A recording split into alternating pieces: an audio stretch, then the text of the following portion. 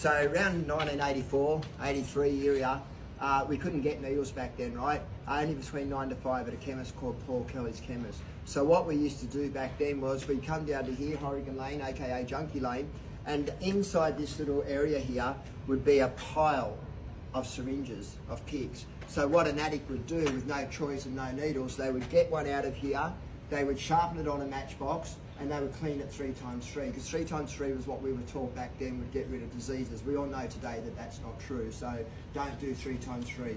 Get new equipment. But what ends up happening is I come down here one day, and I have to say I was with a predator. He was up the other end, and I'm sitting down here. I had my whack, and I dropped. I overdosed, right? Now I don't remember what goes on here, so I can share with you the story that's relayed to me.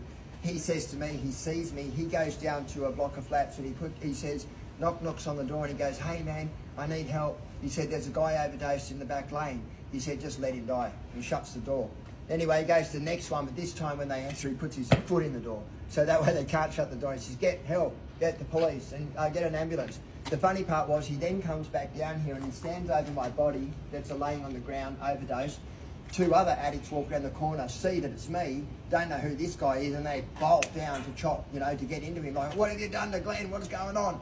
But what happens is he turns around and he says, oh, the police are on the way, I've just rung the police, which was probably the smartest thing to say, because then they instantly thought, well, we're going to go and have our whack and fuck Glenn, because, they're addicts and that's what they do. But the other reason is the reason we used down here, can you Ben just show up there and then back again?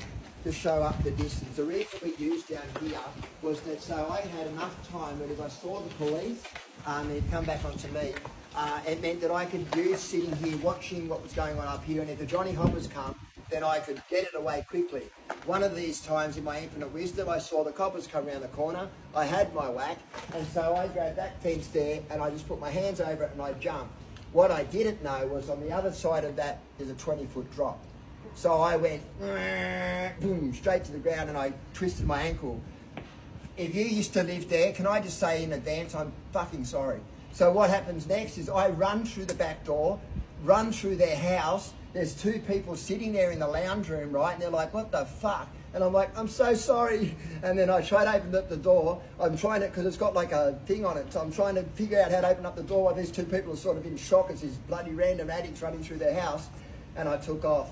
The police came back round that way and chased me down, and I'll take this to Chapman Steps in a minute, but I was pretty quick on my feet back those days, and the police back then were a little bit tubby, so I had a history of laughing at the police, but they had a history of catching up later, so we 50-50, right? But anyway, that's a bit of a story of Horrigan's Lane. I dropped here a few times, and so many addicts died in these back streets prior to the shooting galleries and the cross.